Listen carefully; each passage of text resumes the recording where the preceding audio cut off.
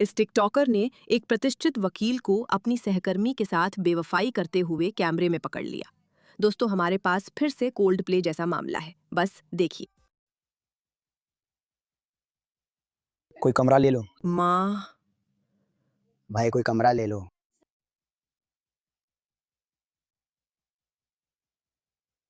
अरे अरे नहीं, यहाँ बच्चे हैं। नहीं, माफ करना, यहाँ बच्चे हैं। मुझे मत छुओ, मुझे मत छुओ।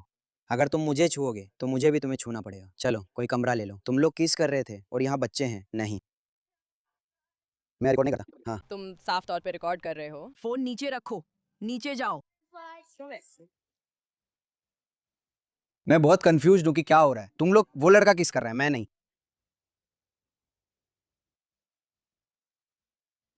ठीक है, तो इस बात को छोड़कर कि ये टिकटॉकर एक अजीब आदमी है जिसे ऐसा नहीं करना चाहिए, और हमें बिल्कुल भी ऐसे समाज का जश्न नहीं मनाना चाहिए जहां लोग सोचते हैं कि दूसरों को अजीब चीजें करते हुए फिल्माना उनका हक है।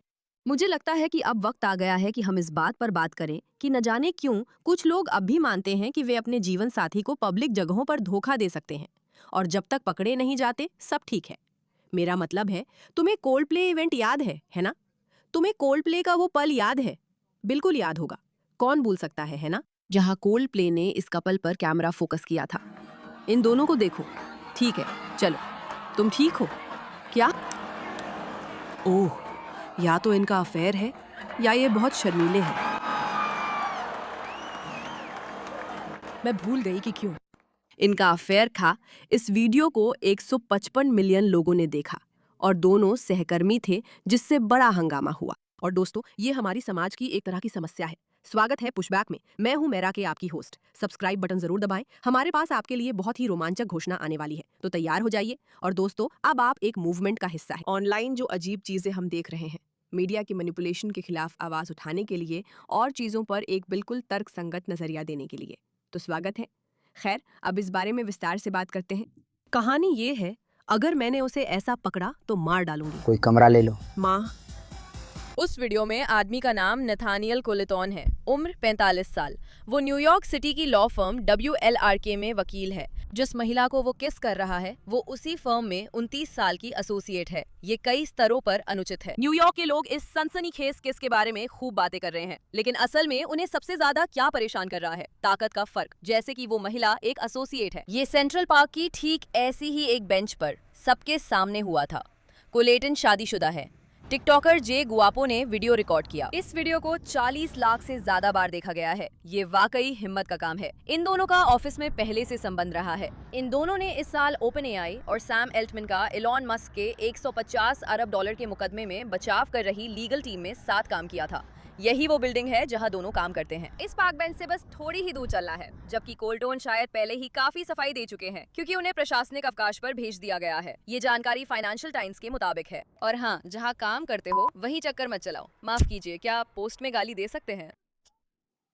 मुझे इससे दिक्कत है, खासकर उस वीडियो से।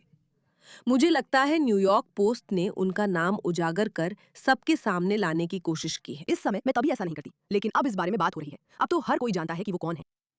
इसे न्यूयॉर्क का सबसे बड़ा किस कांड बनाना। हमारे समाज में क्या गलत है? सिर्फ एंटरटेनमेंट और व्यूज के लिए किसी की जिंदगी क्यों बर्बाद करनी है? देखो, उस आदमी ने बेवकूफी भरे फैसले लिए हैं जो उसकी जिंदगी, उसकी पत्नी की जिंदगी, उसके बच्चों की जिंदगी, उस औरत की जिंदगी हमेशा के लिए बर्बाद कर देंगे। ठीक है, वो खत्म हो गया, ये विनाशकारी है। लेकिन ये बात कि मीडिया को इस तरह की चीजें फिल्माने, लोगों का इंटरव्यू लेने, कहानी शेयर करने, ये पता लगाने में कि वो कहाँ काम करता था, उसने क्या किया, वो कितना बड़ा और प्रतिष्ठित है, और फिर उसे एडमिनिस्ट्रेटिव लीव पर डाल दिया गया, इस सब में मीडिया को इतनी खुशी मिलती है, मुझे ये थोड़ा घिनौना लगा। ये थोड़ा नीच है। इसमें कुछ तो गरिमा की कमी है। ये बेचारा आदमी। अब क्या तुम बेवकूफ हो? क्या तुम इतने बेवकूफ हो कि सोचो कि तुम अपनी ही कंपनी में काम करने वाले किसी ऐसे इंसान के साथ अफेयर कर सकते हो जो तुमसे काफी छोटा है, वो भी पब्लिक में, सीधे सेंट्रल पार्क में?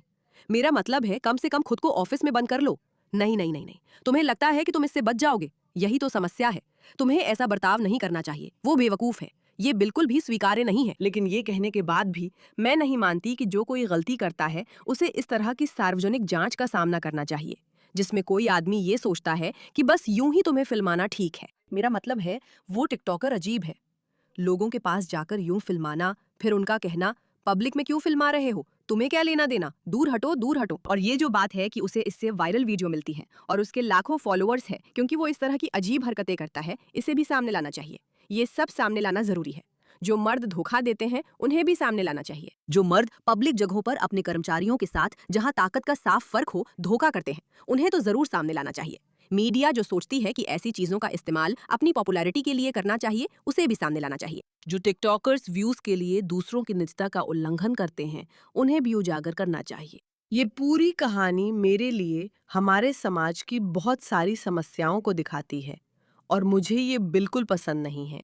अभी साफ नहीं है कि ये आदमी नौकरी से निकला है या एडमिनिस्ट्रेटिव लीव पर है। 2026 में जब सबके पास फोन होगा तो कोई भी आपकी गलती रिकॉर्ड कर सकता है, भले ही आप खुद ना करें। आप नहीं चाहेंगे कि जब आप किसी को धोखा दे रहे हो कैमरे में आ जाएं। ये वही वीडियो है जिसमें एक टिकटॉकर वीडियो बना रही है। मुझे नहीं पता क्यों, लेकिन ये उस कपल को रिकॉर्ड कर रही है जो बेंच पर बैठकर एक दूसरे के साथ रोमांस कर रहे हैं। कोई काम कर लो।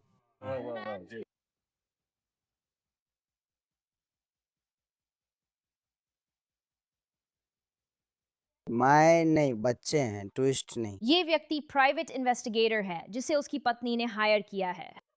ये सच नहीं, कपल ही फैसला करता है। पार्क की बेंच पर रोमांस करने का फैसला करता है। कोई और इसे क्यों फिल्मा रहा है? और मुझे लगता है उसकी बात में दम है। जानते हो, इस पार्ट में बच्चे भी हैं, तो फिर आप ये सब यहाँ क्यों कर रहे हो? खैर, साफ है कि ये लोग घर नहीं जा सकते क्योंकि ये एक दूसरे से शादीशुदा नहीं है। ये न्यूयॉर्क सिटी के एक वकील हैं और इनका राज खुल गया है। न्यूयॉर्क सिटी के वकील को सेंट्रल पार्क में अपनी काफी छोटी उम्र की सहयोगी के साथ रोमांस करते हुए पकड़ा गया और अब उन्हें छुट्टी पर भेज दिया गया है। मैं सोचती हूँ कि न्यूयॉर्क पोस्ट ने लोगों की जिंदगी बर्बाद की है, पर आदमी खुद भी जिम्मेदार है। वो बेवकूफ है। ऐसी चीजें प्राइवेट में करो। अगर आप बुरा इंसान बनना ही चाहते हैं तो कम से कम सबके सामने मत दिखाइए। ज्यादातर लोग सोचते हैं कि गलत काम करते पकड़े नहीं जाएंगे, लेकिन अगर आप कुछ पब्लिक में करने जा रहे हैं तो हमेशा उसका खतरा रहता है, और खासकर उस पूरे कोल्ड प्ले वाले मामले में। लेकिन इसमें कुछ तो है जो हमारे समाज के लिए ठीक नहीं लगता। लोगों को इस कहानी को शेयर करने और इसके बारे में बात करने में जितनी खुशी और उत्साह मिल रहा है, वो ऐसा है जैसे हाँ, हमें ऐसे एक और मिल गया। नहीं, ये आदमी ठीक नहीं है, उसके काम भी ठीक नहीं है, लेकिन चलिए ये दिखावा ना करें कि हमें पूरी कहानी पता है। चलिए ये भी ना माने कि हमें उसकी पृष्ठभूमि या उसके रिश्ते के बारे में सब कुछ पता है। फिर से, क्या ये ठीक है अगर आप शादीशुदा हैं? नहीं, बिल्कुल नहीं, कभी भी नहीं। अगर आप शादीशुदा है तो अपने पार्टनर को धोखा देना कभी भी ठीक नहीं है। उनसे तलाक ले लीजिए, तलाक ले लीजिए और फिर जो चाहे वो करिए। ये कभी भी ठीक नहीं है। और ये भी लगभग कभी ठीक नहीं होता कि कोई बड़ा व्यक्ति ऑफिस में किसी छोटे व्यक्ति पर अपनी ताकत दिखाए। मुझे इससे दिक्कत है, लेकिन मुझे नहीं लगता कि हमें उसके करियर या किस्मत का फैसला करना चाहिए। ये उसी और उसके परिवार का मामला है। इसे उसी और उसके परिवार को सुलझाना चाहिए। मुझे नहीं लगता ये सिर्फ सार्वजनिक सजा होनी चाहिए, और इससे मुझे बहुत दिक्कत है। धन्यवाद। मैं मार्था हूँ।